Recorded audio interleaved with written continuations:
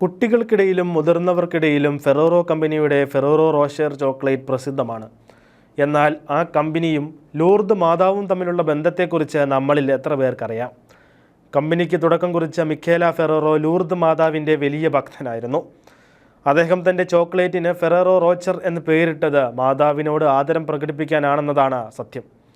Rocher എന്ന വാക്കിൻ്റെ French അർത്ഥം പാറ എന്നാണ്. 1858 റോച്ചർ ഡി മസാബിയാലെ എന്ന പേരിലുള്ള പാറക്കെട്ടുകൾക്കിടയിലാണ് പരിശുദ്ധ കന്യാമറിയം ലൂർദിൽ പ്രത്യക്ഷപ്പെട്ടത്. ഈ പാറക്കെട്ടുകളുടെ സാദൃശ്യത്തിലാണ് ചോക്ലേറ്റിൻ്റെ കവർ പോലും നിർമ്മിച്ചിരിക്കുന്നത്. ഫെറോറോ കമ്പനിയുടെ വിജയം ലൂർദ് മാതാവിന് അവകാശപ്പെട്ടതാണെന്നും മാതാവിൻ്റെ സഹായമില്ലാതെ എങ്ങനെ ചെയ്യാൻ സാധിക്കില്ലെന്നും കമ്പനിയുടെ 50-ാം വാർഷികത്തിൽ മിഖേല പറഞ്ഞിരുന്നു. മിഖേല ഫെറോറോയ്ക്ക് ലൂർദ് മാതാവിനോട് അടങ്ങാത്ത ഭക്തിയുണ്ടായിരുന്നുവെന്നും അദ്ദേഹം ലൂർദ് സന്ദർശിക്കുകയും സഹായം നൽകുകയും ചെയ്യുമായിരുന്നുവെന്നും 2023 ലൂർദിലെ ചാപ്ലിനായ ഫാദർ മൗറീഷ്യോ ഏലിയാസ് മുമ്പ് പറഞ്ഞിരുന്നു.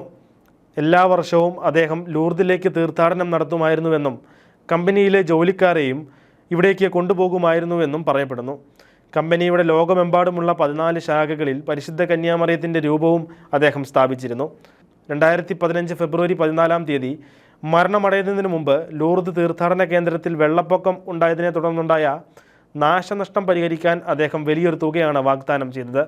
അദ്ദേഹത്തിൻ്റെ മരണശേഷം പിതാവ് നൽകിയ വാക്ക് മക്കൾ പാലിക്കുകയും പുനരുദ്ധാരണ പ്രവർത്തനങ്ങൾക്ക് വേണ്ടി പണം നൽകിയതും വാർത്തകളിൽ ഇടം നേടിയിരുന്നു.